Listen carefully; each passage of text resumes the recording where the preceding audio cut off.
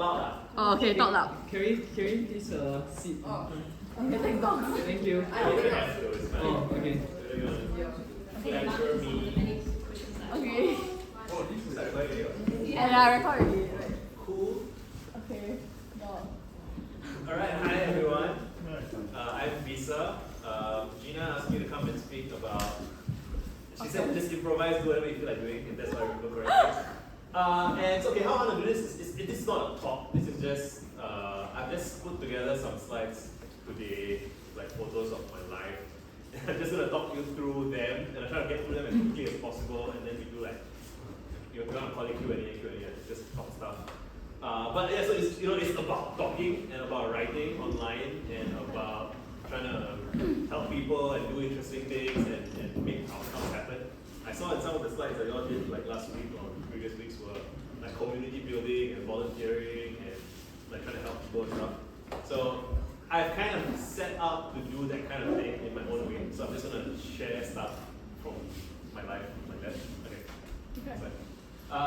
Stuff about me. Okay, so this is the most recent stuff. I have 94,000 Twitter followers because I tweet a lot. I have like 260,000 tweets. This is the most recent big podcast I've been on. I don't know if you all know Chris Williamson. He's like one of the top 20 to 40 podcasters in the world in terms of volume. I don't want to imply that big numbers means better, but I think people tend to make that association, which I actually discourage somewhat. But at the same time, it's useful to show people that you're serious, I guess. Next slide.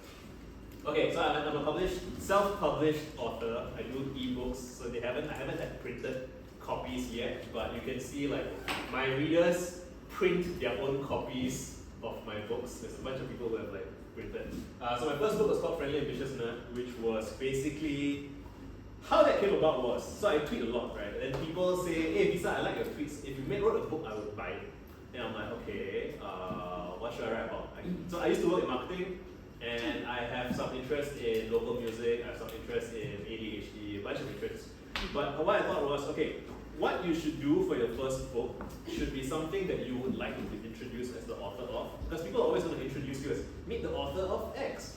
And so I asked my followers, when you share my tweets or my blogs with other people, how do you describe it? And then I collected all the feedback. People were like, oh, this guy is so friendly, this guy is so ambitious, so curious. But okay, I pieced it all together and I assembled like some of my favorite Twitter threads and blog posts called the Friendly Ambitious Nerd. And my second book, Introspect, is basically a self-help book that I wish someone had written for me, because I felt like the stuff I read was all very all over the place, and I just wanted something that I could share with people. Again, I never set out to be like a life coach or advice-giving person, but I keep encountering people who like struggle, and then I tell them what I would do, and they say it's useful to them, and I receive that feedback often enough. Like people DM me, oh, 6 months ago I told you about my girlfriend problems, and now I'm so happy in my life, or whatever. Okay, if I can scale that, so that's yapping, right? Like someone just tells me about their problems, and I'm just like, okay, have you considered this? Have you tried that? What about this? And I do find that very often people just want someone to listen to them. So I've tried to craft a listening experience in a book, and people do say, you know, it feels like reading this book feels like I'm being listened to by a big brother figure or something. And yeah, so this is part of how I make money. If people want to buy my books, they can buy it. But everything in my books is stuff I've also tweeted about, or written blog posts about, or made YouTube videos about. So it's all free actually. But people want to support me so they can buy my books. And so I think later this month or maybe early next month, I should cross US $100,000 in all ebooks sold total, which feels like a very, very satisfying milestone. The first 100 books you sell is like, oh, okay, maybe your friends and family buy. And then you get to $1,000, it's like, okay, you know. And so even at 100,000 US, that is like it's over like 3 to 4 years.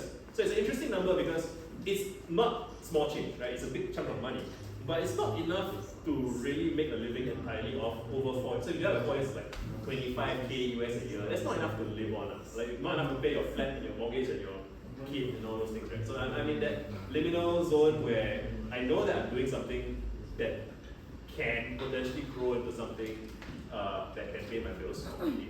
But so I make up for it with consulting. So I used to work in marketing. Next slide, please. Oh yeah, so okay, this more yapping, right? So if you look me up on YouTube, I'm on a lot of people's podcasts.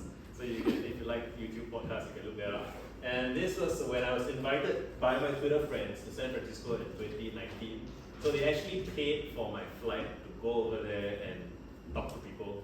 And like, it's even now I look at this picture, I'm like, what's going on here? Why are those people listening to me? Why are you people listening to me? It's like, if you're willing to yap, if you're willing to tell your stories, if you're willing to be honest, people just resonate with that, I find. And I remember talking to them about things like, they asked me about Singapore also, but like mainly I remember talking about I think like regret minimization and like how to make friends. So the crazy thing, I remember two of these people, they worked at the same company and they see each other's face every day for like a year, but they never spoke to each other until they met each other at this event. So it's like, you can organize events where people who kind of vaguely know each other already have an excuse to talk to each other, and that is a service. You know, you can provide a service for people by creating contexts where they can get to know each other. And so I try to max that, do that as much as possible. Next slide, please. This is New York, also flown out by another group of people. Here I was giving a talk. This is a thesis conference, which was about a bunch of authors and people discussing the future of publishing. And I was, because I tweet a lot of people, like, oh, you seem to understand. And you've written ebooks and stuff, so you seem to understand where publishing is going. And that was a fun talk. And so that was my previous life. So those are like marketing talks when I used to sell t-shirts. And I'm just trying to make the case that yapping is lucrative. I mean, not say lucrative in that you'll make a lot of money, but like it can grow, it can kind of snowball into its own thing. Next slide, please. I have my t-shirts, so I love my, so you know, it's funny. So my parents never really approved very much of me spending so much time on the computer. Why are you always on the computer? Why are you doing playing computer? And I wish I knew. I wish someone told me when I was young that, oh, okay, if you're not going to do like a traditional route in life and like go get a degree and go and work in some prestigious company, just get media attention. And they like, so your mother can send her sisters a WhatsApp picture of you on the cover of a newspaper, and that satisfies some like status scratching itch. To me, it's like it's not really a big deal. It's just, you know, and this just so happened to be like we were making some t-shirts specifically for Chinese New Year. That was, you know, like if you can like media hack, you know, you think in terms of what do the journalists want to write stories about, and you can, if there's something you can modify the act that you're doing. I'm not saying put on a fake act, that's not sincere, but like if you're selling t-shirts and you know that there's some interest in like culture stuff and like the narrative of, you know, okay, so the story behind Singlish t-shirts was, I didn't even set out to do Singlish t-shirts. I set out to do, my first t-shirt that I wanted to make for myself was, I got over this existential crisis and all I have to show for it is a stupid t-shirt. I wanted a t-shirt, so I posted a bunch of t-shirt ideas on Facebook, and then this guy Desmond reached out to me. So here's him giving a talk about me helping him. So those are some of the t-shirt ideas over there. And so he reached out to me on Facebook because he saw the posts that I had for t-shirt ideas. And so one of the things I'm trying to convey here is that you should come up with ideas that you think are interesting and fun, and you should put them somewhere where other people can see and other people can say, hey, that sounds cool, let's do something. Right? So that's what Desmond did to me. I posted some t-shirt ideas. And I didn't know how to make t-shirts, but he was like, I can help you with that. Let's figure it out together. Let's go in. And people in the comments were like, oh, I like this t-shirt, how much? I was like, how much? It's just an idea, it's not, you know, so if you post your ideas, people will almost like propose that you take it seriously and you bring it into the world, and that's what happened. Yeah, so during COVID, we kind of paused our t-shirt selling, and now I think Desmond is running the rest of it, so I haven't been keeping up with that. But it was a very fun experience, and we've met people from all over the world who buy t-shirts for their, you know, exchange students, friends, people, Singaporeans who are living overseas who feel homesick and they want Singlish t-shirts. And so yeah, I didn't sell out those Singlish t-shirts, but some of the t-shirts were Singlish and they just sold way more. And like looking back, I realized that, so this was around like 2014, 15, 16, and I think that was a period of time where, you know, if you tried to do that 5 years earlier or 5 years later, I don't think it would have been successful. It was like around the time where people were kind of anxious culturally, I think because of immigration and just people growing up as well, like culturally. And I think like, I don't know if you remember, but like in 1997, Whatap gave a National Day rally where he complained that Gurmit Singh speaks bad English and should be sent to speak good English classes. And so that was initially Singlish was considered like low status, I think, and people were trying to speak in like proper English, as a Speak Good English campaign and stuff. And it took a while for, I think probably after social media, when that and more immigration and everything, where we have people who want to have ownership of Singaporean identity. And so like my t-shirt company was in the right place at the right time, responding to the feedback on the ground that I was getting. So it's not even like, wow, so lucky, you know, it's like, if you have a t-shirt company and you're talking and you post ideas for what's coming up for you, and you're responding to customer feedback and hearing people suggest. So I think half of my t-shirt ideas were like suggested by customers. So I had one that was like, I can't remember which one. So the danger high voltage I was very proud of because I used to walk past the sign on the way to work, on the way to school every day, and I wanted it on a t-shirt. But like some of the others, I think one's like I'm on the way, maybe, can't remember the specifics. Anyway, I'll just keep going first. Next slide, please. Oh, this is fun. So once I was thinking, I'm very stressed, I want to scream. Where can I go and scream? And then my friend said, go Hong Lim Park. I was like, actually, why not? So I applied for police permit. I applied for Hong Lim. No, I reached out to Hong Lim and said, can I do a screaming event? There's no politics involved, no protest. We just want to scream for. And then I think they asked me, is it like therapy? I'm like, sure. If that's what you I just want to scream. And then it was like a news story, like the newspaper picked up on it, multiple articles picked up on it. And I also applied for police permit, and the police said no need permit, but it was a very, like, you know, they say, please share your wet weather plans. And I'm like, we will scream in the rain. It didn't rain, but like, it's just, you know, I share this because it's such a spectacle. It was so fun. It cost nothing to do.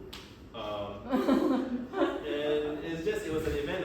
And I got, when I posted about it online, I got job offers for it. People were like, hey, can you help us organize this event? Something like that. You seem like a guy who understands events. And I'm like, yeah, I do.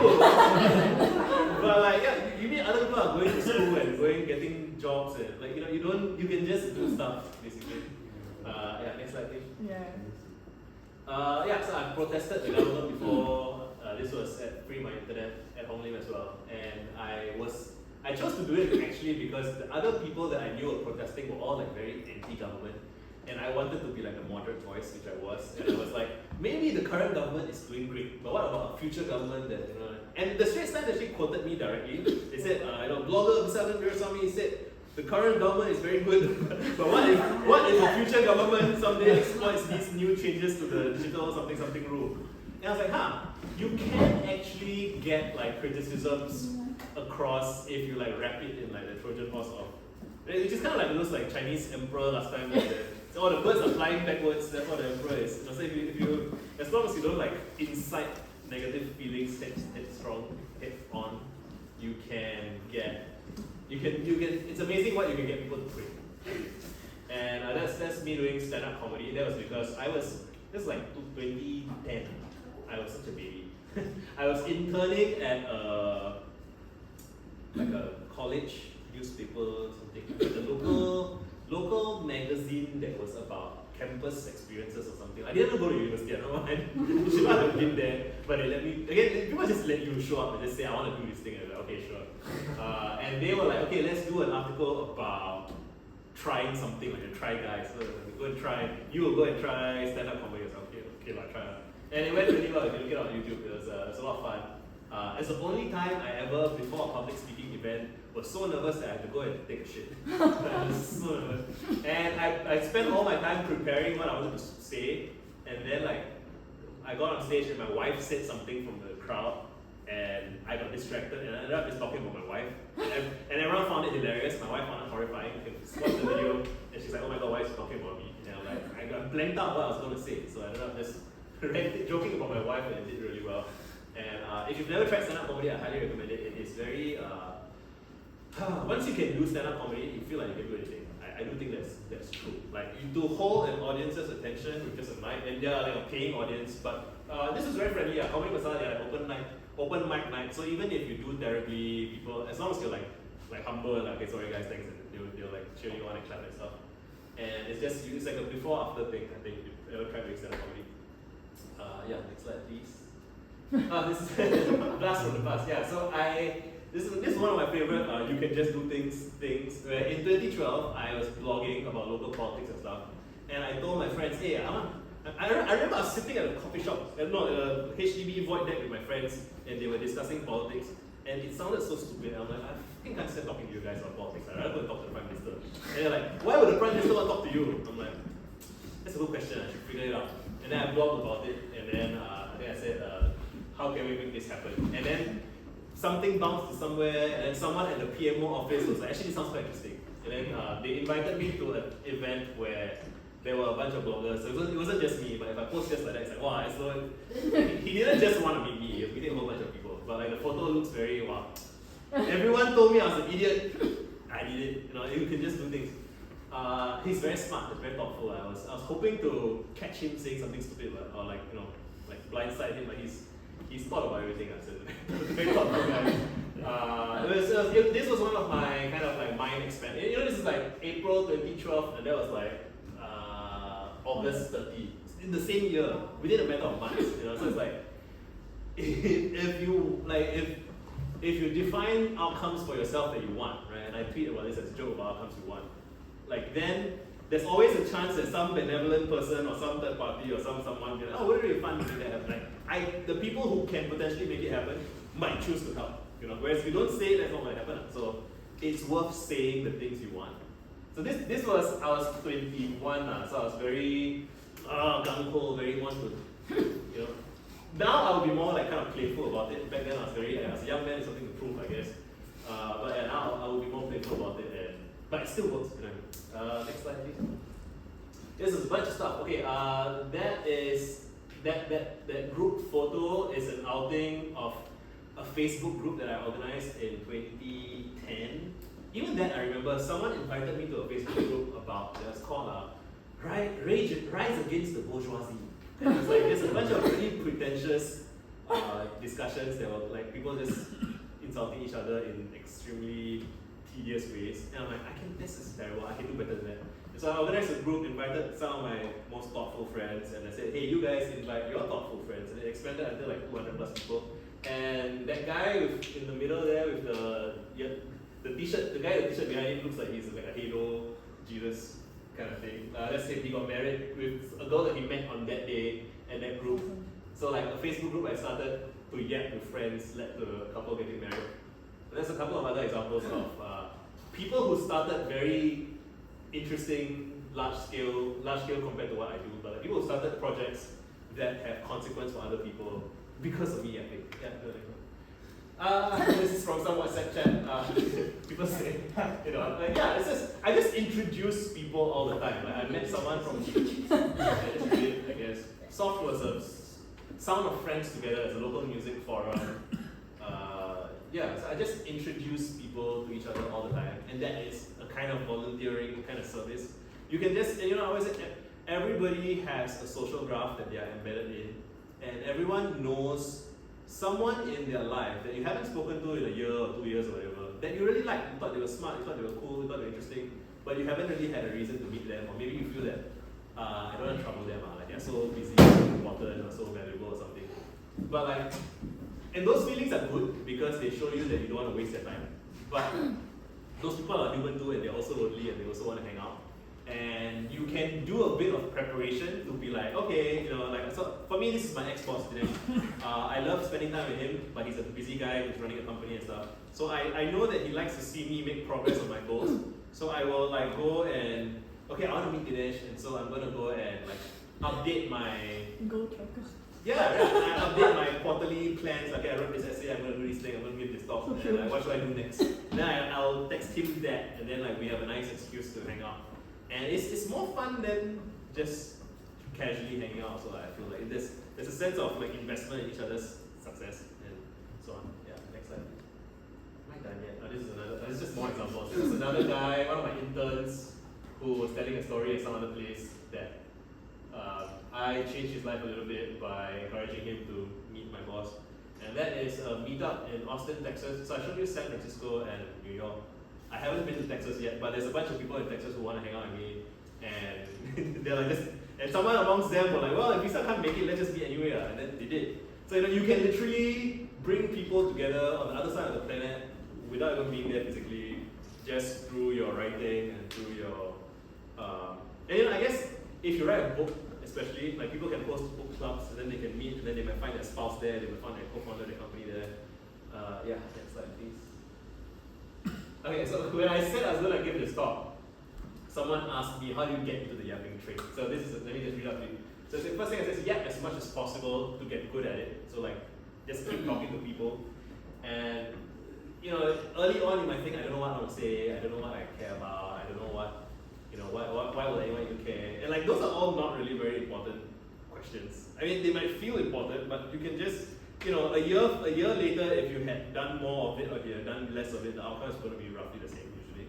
So just talk to a lot of people, and if you want to be a professional at this, basically, then you want to be kind of like outward seeking, that you want to go to events if you can, or publish stuff publicly if you can, and have like a review process. And usually most people doing things casually don't go that far. They just do stuff and then they don't think about it. But if you've been doing a bunch of stuff, you can do an analysis, right? Look back at the stuff that you've done, which did well, which did not so well, and then like why? Why did the things that do well, and why did the things that don't do so well, don't do so well? And then you come up with a hypothesis. It's a scientific method, right? You just apply the scientific method to your own pursuits. And this can apply to anything that you want to do, you just get better at it. And if you don't know how to get better at it, you solicit feedback from someone else who's doing some better version of it potentially. And it's just a link. And then you can do that with anything. Next slide, please. I don't know how to keep this. I don't know why I left this here. I have worked for a bunch of Domino's memes in terms of like having big picture plans. This was in response to a friend who was like, why are you still staying in Singapore? Why don't you travel? Why don't you migrate to the US or something like that? And this was my response. I'm like, I do think Singapore has the potential to be arguably the most interesting city in Asia. So I wouldn't claim like most interesting city in the world necessarily. But I do think Singapore's best years are ahead of it. I think that everything bad about Singapore is like temporary, cultural. And when I say temporary, I mean like the past 50 years, right? Like since post-World War II, that one generation of people who were PTSD and economic focus, blah blah blah blah. You get the idea. And whereas the things that are good about Singapore is small, it's sovereign. Our NS guys preserve our sovereignty and it's underappreciated, which means that a group of friends, like 12 people, can influence discourse in the whole country. And like when I have talked to my friends who are American or Indian or Nigerian, like they all are so helpless with regards to like their national politics, because like anything you say, you have no idea, like there's millions of people you have to try and reach and you can't reach them. Whereas in Singapore, it's like you do a good Reddit post, it goes on Mothership and then it goes on WhatsApp and then like everyone reads it, right? Which is a privilege and a blessing that we have that we don't appreciate enough, because we have been conditioned culturally to not yet. So if more people yap more, and you can even do it anonymously, like Singapore deserves a better class of like anonymous blogger and like just thoughtful content creator. How do you want to think about it? I think of it as authors, poets, whatever. Like people who really come up with a vision for a better way of, I don't want to say better way, but come up with a vision for just a life that is fun and wholesome and exciting. Like very often you ask people to describe Singapore and like, it's very safe, it's very clean, you can make money, and sure, but like no one's excited for that life. Like the top 0.01% of people on the planet, like they don't need that. They want to go somewhere where they feel like they're making a difference and they're like making the future happen. And I do think like we are regionally very well positioned. Like China's coming up, India's coming up, the whole Southeast Asian region's coming up. Like Singapore is an obvious choice for people in the region to like make. Well, so it's obvious choice to make your fortune if you want to make a fortune. But like what's not obvious and what I think hasn't been solved yet is like creating new narratives that don't exist yet. Of like this should be the place where the East meets the West and kind of moves forward the idea of like syncretism, like just what does it mean to be religious and not religious at the same time, what does it mean to be just at the crossroads? So we are at the crossroads, and like we don't, if you're born and raised here, you don't really feel it. Like, you really have to go and yap with people all around the world before you really understand that, okay, there's something here that isn't common elsewhere. And often I share, when I'm talking to people from across other parts of the world, I always show them the photo of, if you see when there was a new train line opening, there's a photo of all the religious leaders blessing the train lines together, or even F1 tracks. You see the Hindus and the like even the minor, smaller sects, like they're all there. Like it's like 12 guys like blessing capitalism together, and it's unique. There's nothing like it in the world, and it's something that I do think, and I think Southeast Asia more broadly, so not just Singapore. Right? I think Southeast Asia has a model for how the world can learn. You know, so I've said on a bunch of podcasts, like, if you think of the global shipping route as a kind of proto-internet from hundreds of years ago, where culture spreads and collides, and different religions show up, different belief systems, worldviews, whatever.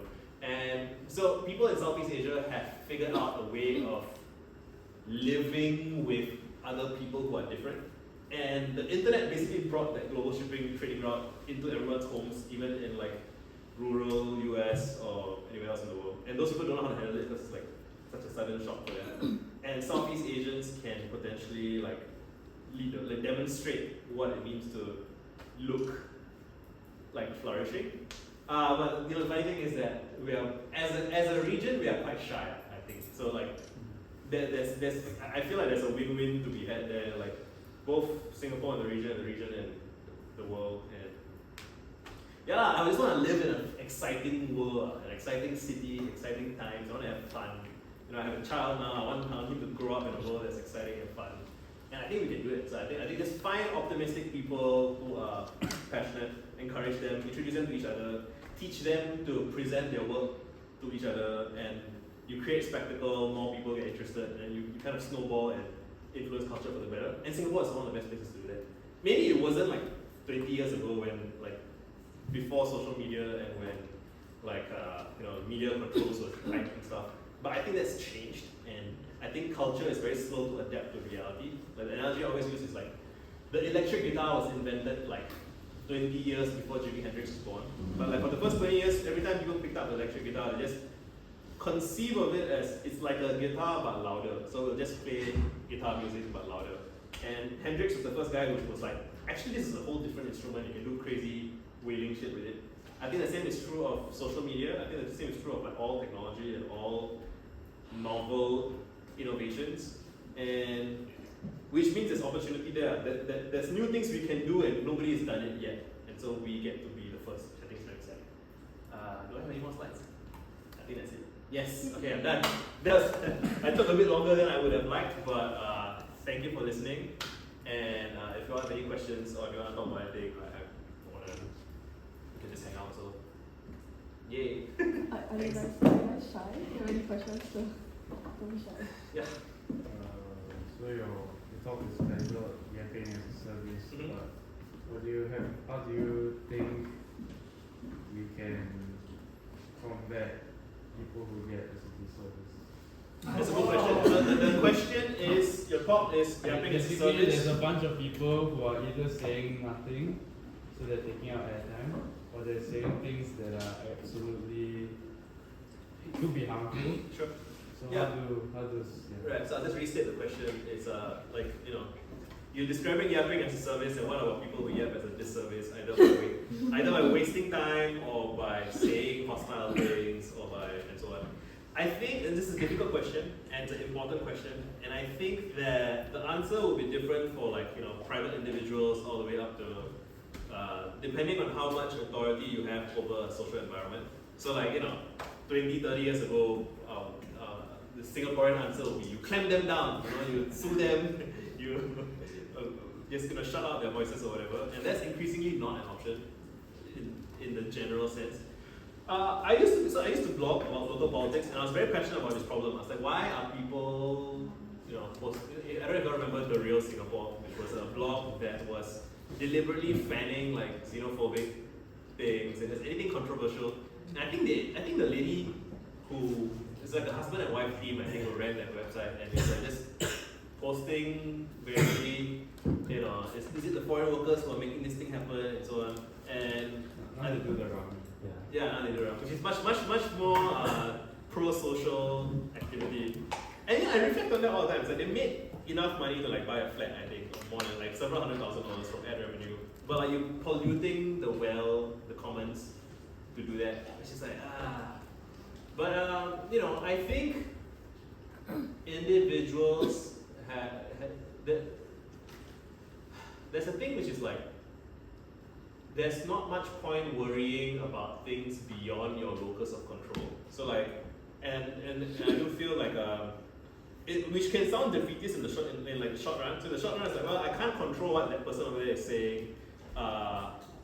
But like, what can I control, right? If I want, I can do a thoughtful response that I feel, you know, like gives them a rebuttal. I think if what they're saying is getting a lot of traction, like mainstream, like if someone's saying something that's bad and ideally respond with something better. But oftentimes, I've over the years, I've shifted my thinking to be like, most of the time you can just ignore them actually, and you really just so like where I've come to is like, you know, you find the people who are saying good things, saying interesting things, saying valuable things, and you just signal who's that even. So much so that nowadays, like, if someone annoys me, instead of like annoying them back, I try and channel the energy towards like, okay, I'm a creator or an author or whatever, and this person just made me feel a bit bad. I am going to go and find my friends who are authors and make them feel good. You know, I'm going to like transmute that frustration and offer encouragement to people who I think are doing interesting work. I think people underestimate how fragile like creatives and creative spaces and just, you know, it's like, it's volunteer, and you know, anybody who's contributing to the public commons is doing volunteer work because they're never compensated adequately for it. And so I really always return to like focus on what you want to see more of, encourage the people who are doing the interesting work that they're doing. If there's something actively harmful, then like try and offer the alternative. But if it's just like, you know, background noise that's not helpful, like, so online you just like mute, block, you know, and yeah, I hope that answers. Anyone else? Anything? Doesn't need to be about yapping, can be about anything I brought up.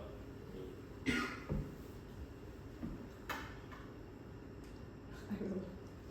All chill. Anybody here doing any public facing work? Anyone? Public facing. Just anything that, you know, is like, it's a side project or something that is accessible to the public as opposed to, you know, doing Community? it. Sure. I think However you interpret that. I think most of the people here are Yeah. involved in some kind of Community. What was that like? Like what? So I run a community called Geeks. So Okay. Benson and Han are my members. We Nice. connect people who like to read, watch anime, read manga, Nice. watch movies on meetup.com. How's that going? Run it for 6 years. Oh, shit. I like the rate of growth. It's some people would say slow, but I like the rate of growth.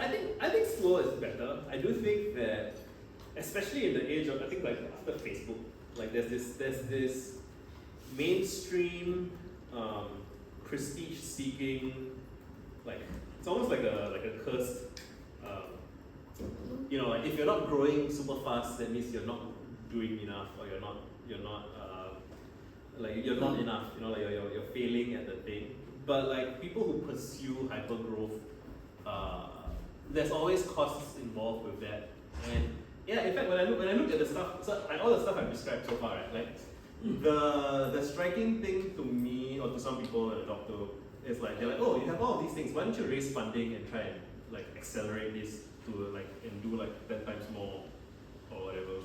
And I have considered it, and I have looked up people who have done similar things, and it so often crashes and burns horribly, because when you try to accelerate things by like formalizing the process and hiring people, and you know, like you pay people and then you give them like KPIs, and then people start manipulating, you know, trying to like the quality goes down, like the vibes become off, and then people are not having fun anymore, and then it's or like, you know, like, so like I did a matchmaking informally by organizing a group, and like, so some people were like, oh, you should start a matchmaking agency or service, and then it's like the kind of people who want to get involved in that, like unfortunately, it will be disproportionately people who are struggling in their dating lives. So the pool will already have a selection bias to it, and then there will be expectations of, oh, I want to meet someone there, and then so now even if they were actually could have been vibing in a more informal context,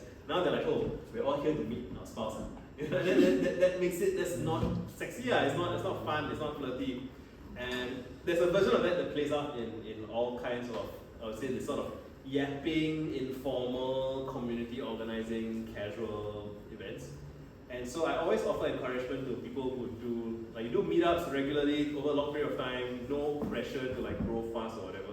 Like, my encouragement is usually just like, you know, if you can get to know the people better, that's nice. If you talk, like, be a bit more deliberate about like encouraging them with like so some the funny story I remember hearing was someone saying their dad meets the same group of friends for 20 plus years at the bar, and they don't know anything about each other. They all just meet and watch soccer together, and then okay, see you next week. And it's like, that's a bit too much. You should at least know this guy, does he have children or not? You know, what's his wife like? What's his like? You know, it's tragic if people are lonely because they are not. So I have a very nerdy model of this, which is I define friendship as shared understanding. And so the more understanding, and in fact, the friendship is just one kind of shared understanding. And like family is another kind of shared understanding. And the more understanding you share, the richer your relationship is. And the great thing about this model is if you want to deepen your relationship with someone, basically you just want to increase like the overlap of your shared understanding. And so you want to know more about their backstory, or maybe you want to know more about what they offer. Like the more you know, right, the more understanding you share, you discuss things. It turns out that things that you think you have in common, actually there's like subtle differences in terms of like your motivation or your interest or whatever. And yeah, so just cultivate. The point of yapping in a sense is to cultivate shared understanding. And the more shared understandings you have, like I can go galaxy brain with this, like a nation is a kind of shared understanding, you know, corporation is a kind of, like everything, every human organization is a cluster of understandings, and you know, every human conflict is shears at the misunderstanding, right? Which is like, when you really see it, it's like, whoa, it's like Matrix galaxy brain shit. It's like, everything is just understandings and misunderstandings, and conversations and yapping and all those things are like ways of triangulating your understandings and misunderstandings. Anyway, I mean, if no one else has any more questions, we can just like, we don't need to sit like that. We can just like break it up and get drinks and hang out and whatever. Like, you know, thank you all for listening to me.